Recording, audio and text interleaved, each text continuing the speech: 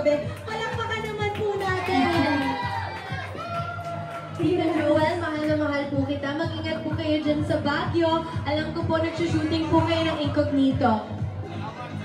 Maraming salamat sa inyo. Salamat sa pupunta. April 30. Isolated, ha? Thank you very much. Maraming salamat po.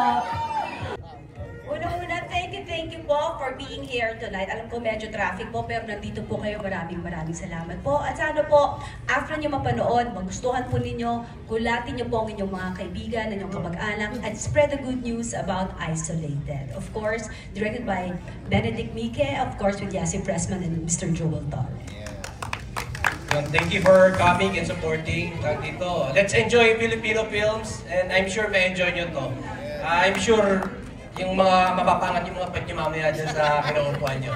Sure talaga ako. Pag hindi, babalik ko yung bayan nyo. Ay, buti na libre ko, no? Kaya pala. Pero sigurado ako, mamaya mag-aangatan kayo dyan. Okay, mapapatayo tayo sa mga upuan natin. Yasi, give us one word. Anong mafe-feel namin ngayong gabi after watching the film? Terror. Terror! Okay, now, alam kong ready na tayong lahat patakot. But before natin panoorin, let's have photos muna ng ating cast and director. Let me grab the microphone direct para hindi nyo maging accessory ang microphone. Okay, please, face your cameras.